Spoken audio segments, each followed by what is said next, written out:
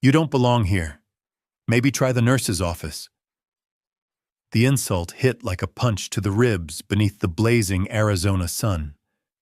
Staff Sergeant Riley Voss stood still as three male trainees circled her, wearing grins full of cheap confidence. To them, she was just a quiet 27-year-old woman, 5'6", nothing intimidating. What they couldn't see was the Ardak province compound, where she'd dropped 4 armed hostiles in 12 seconds flat, while the Navy Ghost Unit watched in stunned silence. Nor could they guess why those same operators had named her Ghost, and meant every word of it. She never bothered to correct anyone. Arrogance didn't deserve her breath. In 6 hours, during the base-wide force-on-force assessment, these same men would be drowning in their own humiliation, realizing just how wrong they'd been about who truly belongs in combat. Riley Voss carried herself like someone who'd already proven everything that needed proving. She stood at the edge of Fort Sentinel's main training yard, watching NCO students fall into formation under the brutal desert heat. The air shimmered above the cracked concrete, dust coating everything it touched. Her uniform was standard OCP, stripped of ribbons or badges, field attire that offered no hint of past honors, nothing that screamed operator. That was deliberate. Most who looked at Riley saw only what they wanted to see. Maybe a driver, maybe an admin clerk. They didn't see the 2 combat tours with a cultural support team embedded alongside Ghost Unit operators in Ardak Province, or the countless hours of close-quarters battle drills and advanced marksmanship courses she'd completed.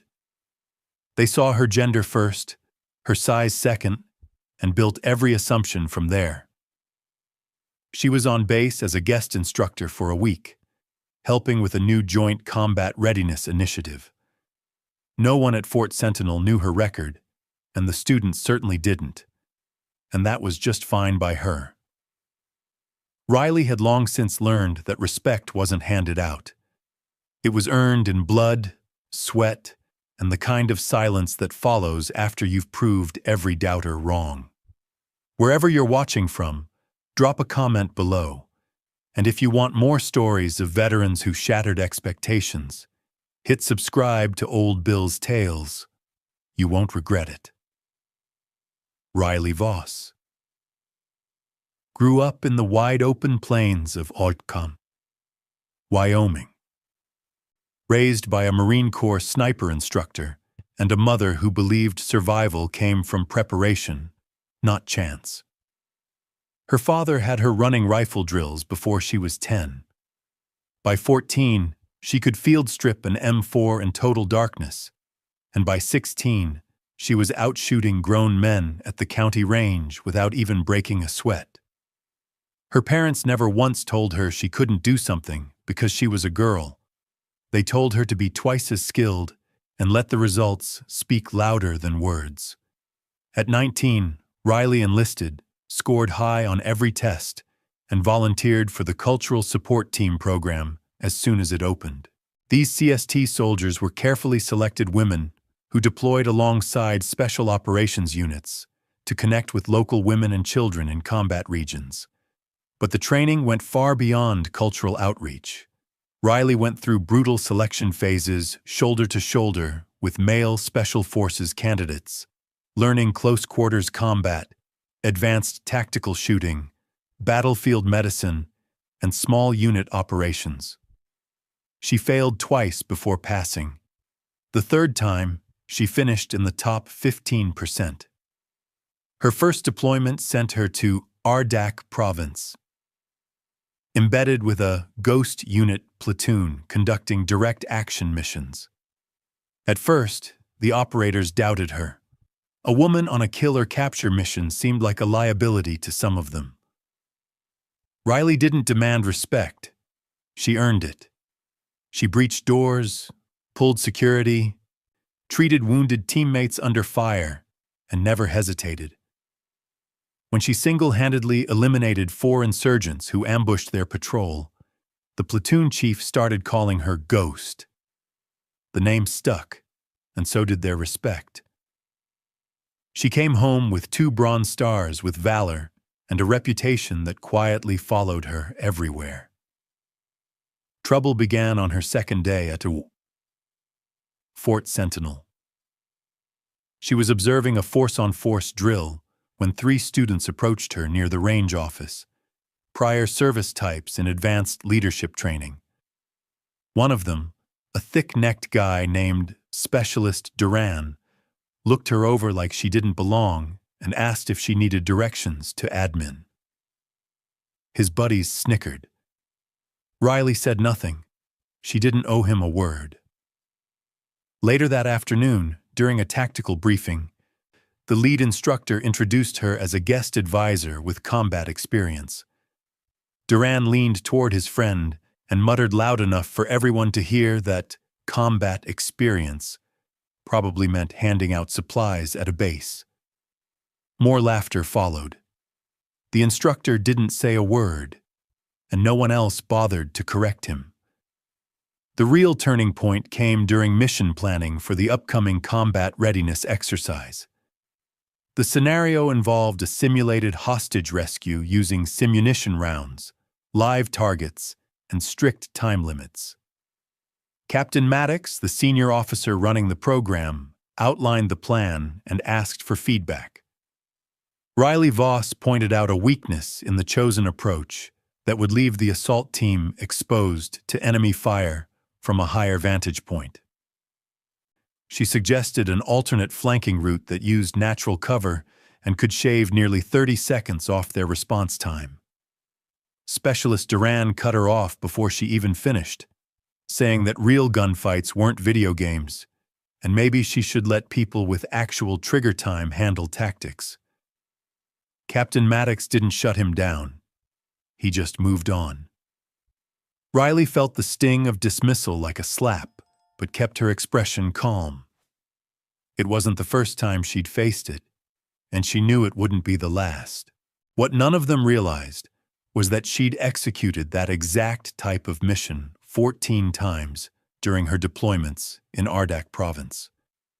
She'd breached compounds under heavy fire, cleared buildings alongside Ghost Unit operators, and coordinated live assaults in conditions far harsher than anything these students could imagine.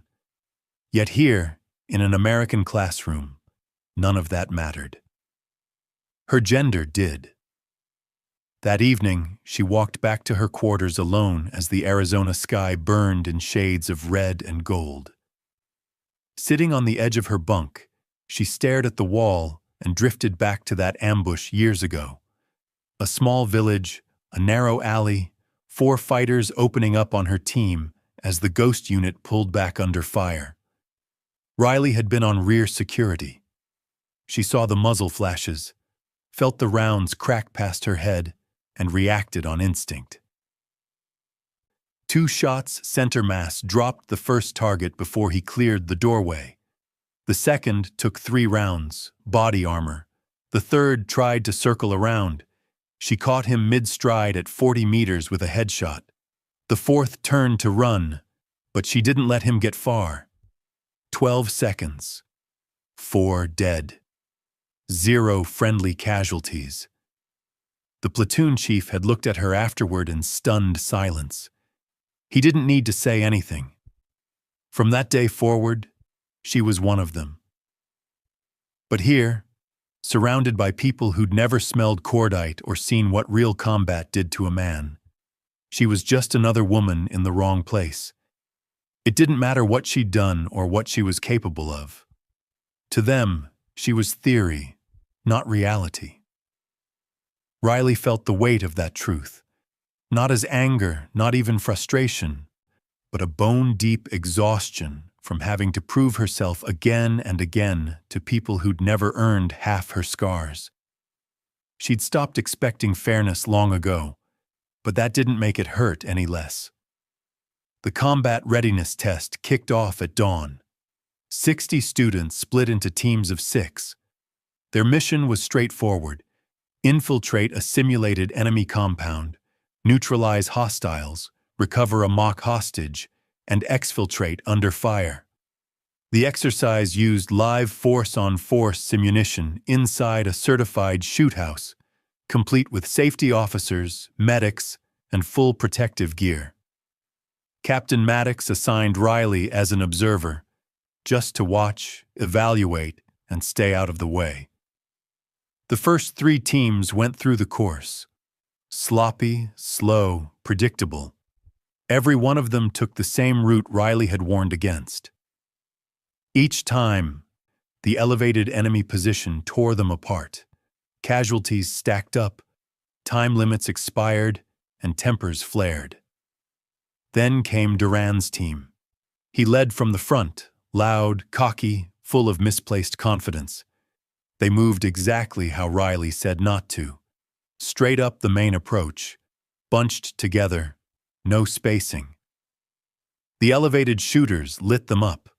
Half his team went down before reaching the door. Furious, Duran cursed his teammates and stormed off the range. Captain Maddox called a halt, gathered the students, and asked what went wrong. No one answered. The silence said enough. No one wanted to admit the plan had failed. Then a range officer finally spoke, suggesting someone demonstrate how the approach should have been done. Captain Maddox scanned the group, his gaze locking on Riley Voss. "Think you can do better?" he asked, voice carrying a quiet challenge. Riley met his stare and answered simply, "Yes, I can." Maddox radioed the range OIC, ran through a safety brief and secured approval. 10 minutes later, the RSO gave the go. Riley stepped onto the range alone. No squad, no backup. Just her and an M4 loaded with simunition rounds, a full-face shield, body armor, and a compound filled with moving targets designed to mimic a nightmare scenario. She moved quickly, without hesitation, following the flanking path she'd recommended earlier. Staying low, she used the terrain for cover. Approaching from the blind side, the elevated enemy position never even spotted her. 2 controlled pairs per target, smooth, precise, surgical. 8 seconds later, it was clear. She advanced toward the compound, bypassing the main entrance entirely. Instead, she slipped through a blindside window, rolled in, and came up inside before the targets could reorient. 15 seconds. 3 rooms cleared. Every shot struck vital zones, every movement clean and efficient. No wasted steps, no hesitation.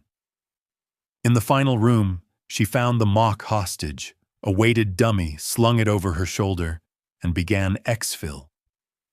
As she moved out, a final simulated enemy position opened fire from 45 meters away.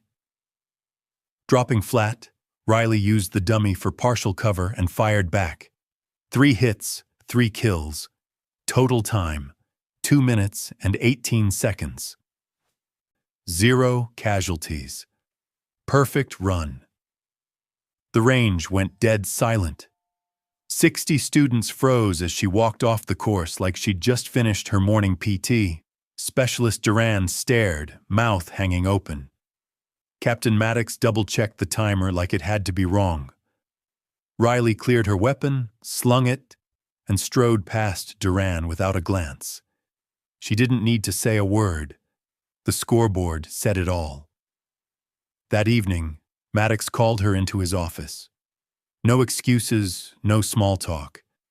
He just asked why she hadn't told anyone about her background. Riley replied that she shouldn't have to. Her record spoke louder than any introduction. If people chose not to listen, that was their problem. Maddox nodded, said nothing more, then updated the training orders. Effective immediately, Riley would serve as lead instructor for the rest of the week. Duran and his team were assigned directly under her. The next morning, before training began, Duran approached her. He didn't outright apologize, but he asked her to walk him through the approach. She did, showed him the angles, explained cover, timing, and how small adjustments in movement could cut exposure time in half. Duran listened, really listened. For the first time, he saw her not as a woman, but as a warrior. By week's end, every student was running the course using Riley's methods. Pass rates jumped from 42 to 81%. Captain Maddox filed a commendation. Duran shook her hand before she left and admitted he'd been wrong. Riley appreciated it. It didn't erase the disrespect, but it meant something. She packed her gear and headed home to Wyoming. The base would forget her name eventually, and that was fine. She never did it for recognition. She did it to prove that skill has no gender. And every time she stepped onto a range, every time she outshot, outmaneuvered, and outsmarted those who doubted her, she proved it all over again. Riley Voss didn't need belief. She just needed people to stay out of her way.